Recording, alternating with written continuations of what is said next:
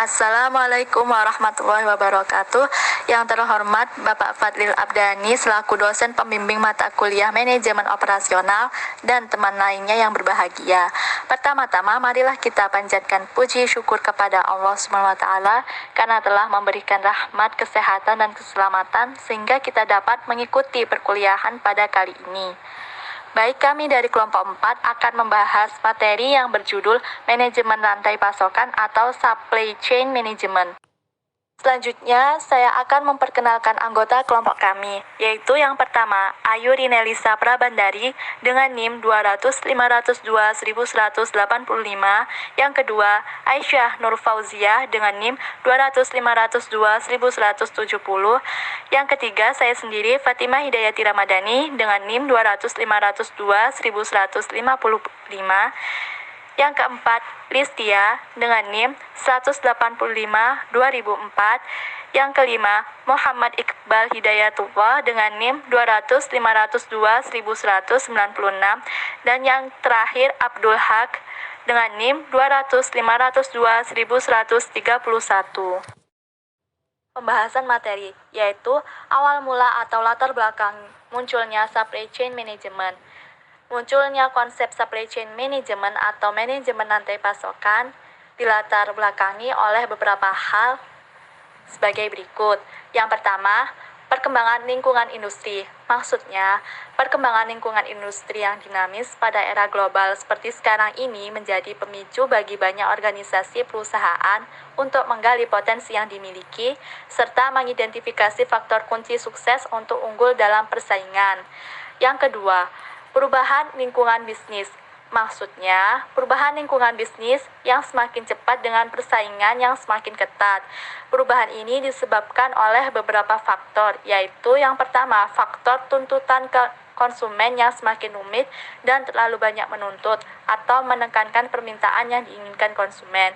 Yang kedua, faktor infrastruktur telekomunikasi. Ketiga, faktor informasi. Keempat, faktor transportasi. Kelima, faktor perbankan yang semakin canggih. Keenam, faktor daur hidup produk yang sangat pendek. Ketujuh, kesadaran konsumen akan pentingnya aspek sosial dan lingkungan dalam kehidupan. Kedelapan, faktor globalisasi dan perubahan peta ekonomi dunia telah menciptakan banyak paradigma baru dalam dunia bisnis. Untuk ketiga, permintaan konsumen. Maksudnya, permintaan konsumen ini untuk menyediakan produk yang murah, berkualitas, dan cepat. Tidak cukup hanya dengan melakukan perbaikan di lingkungan internal perusahaan saja, sehingga dibutuhkan peran serta supplier, perusahaan transportasi, dan jaringan distributor. Oleh karena itu, kesadaran akan adanya produk yang murah, cepat, dan berkualitas inilah yang melahirkan konsep baru, yaitu supply chain management. Slide selanjutnya, saya persilahkan kepada rekan saya, Aisyah. Untuk slide selanjutnya yaitu, tahukah teman-teman apa itu supply chain? Supply chain adalah jaringan perusahaan-perusahaan yang secara bersama-sama bekerja untuk menciptakan dan mengantarkan suatu produk ke tangan pemakai akhir. Urutannya yaitu berawal dari supplier, manufaktur atau pabrik, warehouse atau gudang, dan customer atau konsumen. Nah, dari urutan ini tuh ada 3 hal yang harus dikelola. Yang pertama yaitu aliran barang, aliran uang, dan aliran informasi.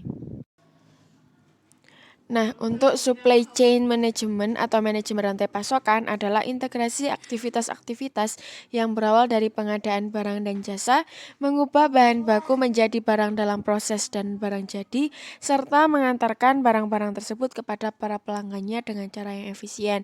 Nah, urutannya yaitu supplier, manufaktur atau pabrik, distributor, retailer, dan customer atau konsumen. Nah, supplier itu pihak yang menyediakan bahan baku, manufaktur pihak yang merubah bahan baku menjadi barang dalam proses maupun menjadi barang jadi. Nah, distributor ini mendistribusikan barang jadi kepada customer. Nah, biasanya distributor ini mendistribusikan kepada retailer atau toko-toko kecil agar customer dapat mendapatkan barang jadi tersebut dengan mudah. Nah, untuk slide selanjutnya akan dijelaskan oleh teman saya, Haki. Komponen yang diperoleh perusahaan dalam menjalankan supply chain management antara lain. Yang pertama, aliran material produk seperti adanya return repair. Yang kedua, keuangan seperti pembayaran dari konsumen. Yang ketiga, informatif seperti pesanan produk atas permintaan konsumen, ramalan atau penjualan. Berikut gambar rantai manajemen rantai pasokan, supply chain management seperti gambar yang di atas. Supplier, manufaktur, distributor, retailer, shopper. Main purpose of supply chain management. Tujuan utamanya yaitu penyerahan atau pengiriman produk secara tepat waktu demi memuaskan konsumen. Yang kedua itu mengurangi biaya. Yang ketiga meningkatkan segala hasil dari seluruh supply chain, bukan hanya satu perusahaan. Yang keempat mengurangi waktu. Yang kelima memuaskan kegiatan perencanaan distribusi. Selanjutnya, manfaat supply chain management. Ada 6. Pertama, kepuasan pelanggan. Konsumen atau penggunaan produk merupakan target utama dari aktivitas proses produksi setiap produk yang dihasilkan perusahaan. Kedua, meningkatkan pendapatan. Semakin banyak konsumen yang setia dan menjadi mitra perusahaan, berarti akan turut pula meningkatkan pendapatan perusahaan, sehingga produk-produk yang dihasilkan perusahaan tidak akan terbuang percuma karena diminati konsumen. Ketiga, menurunnya biaya. Pengintegrasian aliran produk dari perusahaan kepada konsumen akhir berarti pula mengurangi biaya-biaya pada jalur distribusi. Keempat, pemanfaatan aset semakin tinggi. Aset, terutama faktor manusia, akan menjadi terlatih dan terampil baik dari segi pengetahuan maupun keterampilan. Kelima, peningkatan laba. Dengan semakin meningkatnya jumlah konsumen yang setia dan menjadi pengguna produk pada gilirannya akan meningkatkan laba perusahaan. Keenam, perusahaan semakin besar. Perusahaan yang mendapati keuntungan dari segi proses distribusi produknya lambat laun akan menjadi semakin besar dan tumbuh menjadi kuat.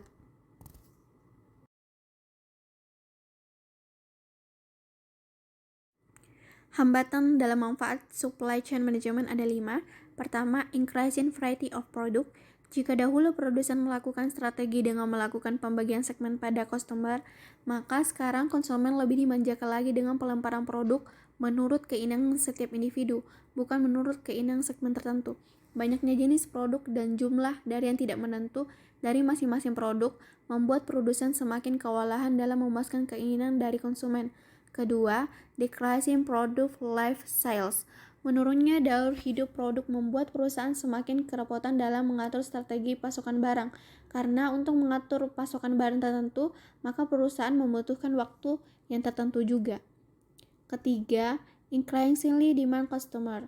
Supply chain management berusaha mengatur peningkatan permintaan secara cepat karena sekarang customer semakin menuntut pemenuhan permintaan secara cepat walaupun permintaan itu sangat mendadak dan bukan produk yang standar. Keempat, fragmentation of supply chain ownership. Hal ini menggambarkan supply chain itu melibatkan banyak pihak yang mempunyai masing-masing kepentingan, sehingga hal ini membuat supply chain management semakin rumit dan kompleks. Kelima, globalization. Globalisasi membuat supply chain semakin rumit dan kompleks, karena pihak-pihak yang terlibat dalam supply chain tersebut mencakup pihak-pihak di berbagai negara yang memungkinkan mempunyai lokasi di berbagai pelosok dunia. Solution of resistance. Pertama, melakukan outsourcing. Kedua, membeli input secara langsung daripada harus memproduksi lebih dahulu. Ketiga, menciptakan strategi partnership dengan supplier. Keempat, menggunakan pendekatan just in time. Kelima, mengurangi waktu tunggu selama pembelian dan penjualan. Keenam, menggunakan supplier sedikit atau semini mungkin. Ketujuh, memperbaiki hubungan antara supplier dan buyer. Kedelapan, melakukan proses produksi setelah ada order. Kesembilan, mencapai permintaan yang akurat. Supply Chain Management. Supply Chain Management (SCM) merupakan suatu konsep manajemen di mana perusahaan berusaha memanfaatkan teknologi internet untuk mengintegrasikan seluruh mitra kerja perusahaan, terutama yang berhubungan dengan sistem pemasokan bahan-bahan atau sumber daya yang dibutuhkan dalam proses produksi. Untuk selanjutnya yaitu mengenai e-supply chain management.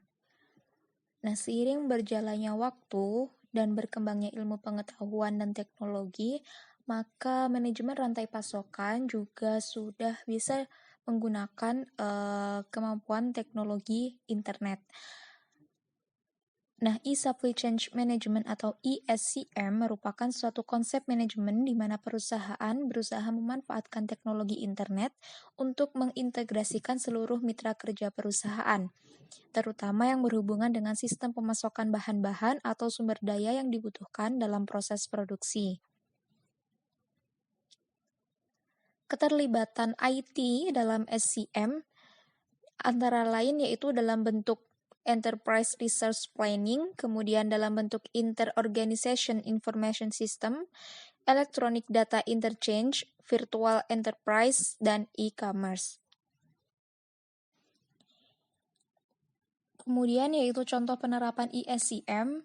Di sini kelompok kami mengambil contoh penerapan pada perusahaan PT Medline Smith Indonesia.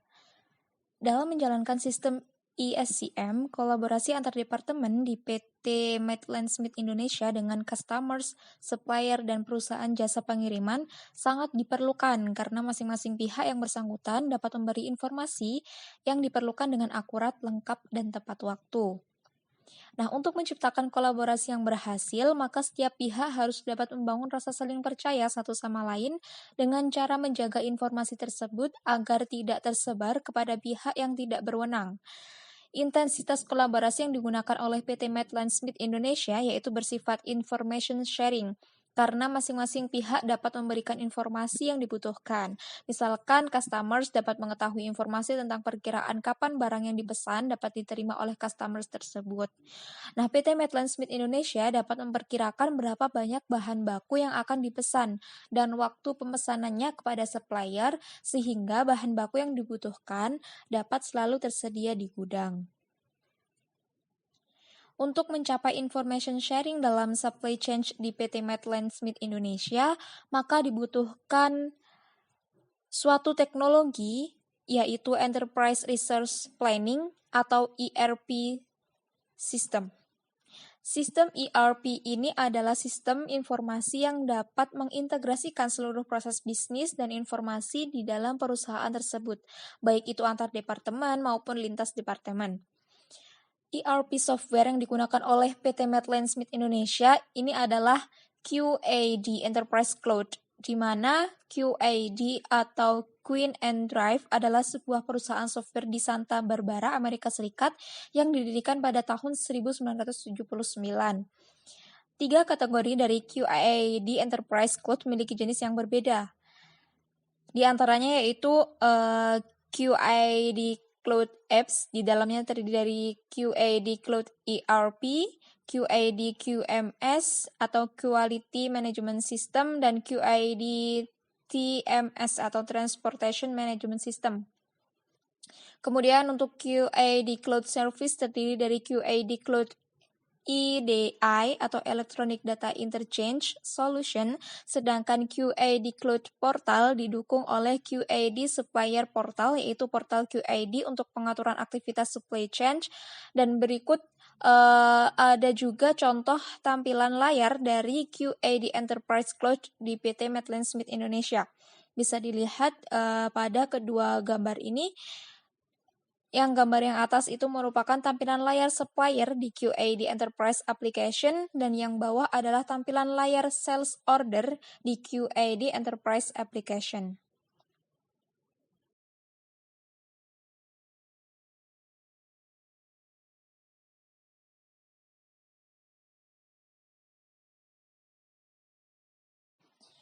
Nah, untuk selanjutnya, ketika kita menerapkan supply chain management pada suatu perusahaan, maka kita juga perlu memperhatikan hal-hal yang perlu dihindari yang akan menghambat sistem ini. Nah, di antaranya hal-hal tersebut adalah yang pertama, pengukuran kinerja yang tidak didefinisikan dengan baik. Kemudian yang kedua, customer service tidak didefinisikan dengan jelas dan tidak ada ukuran keterlambatan respon dalam pelayanan. Kemudian yang ketiga, status data pengiriman yang terlambat dan tidak akurat itu juga perlu dihindari. Kemudian yang keempat, sistem informasi yang tidak efisien dan dampak ketidakpastian diabaikan. Kemudian yang keenam, kebijakan inventory terlalu sederhana. Yang ketujuh, koordinasi antar aktivitas supply, produksi, dan pengiriman tidak bagus juga perlu dihindari dan diperhatikan lagi. Yang kedelapan, analisis metode-metode pengiriman tidak lengkap. Kemudian yang kesembilan, definisi ongkos-ongkos persediaan tidak Demikianlah tepat. Dan yang presentasi dari ke-10, kelompok adanya kami. kendala komunikasi Apabila antar ada kesalahan organisasi. kata Nah, atau hal-hal dari penampilan ke-10 dalam hal melaporkan ini materi, merupakan kami hal mohon yang harus maaf dihindari ketika dan kita kami mengenal akhiri. Wassalamualaikum warahmatullahi wabarakatuh.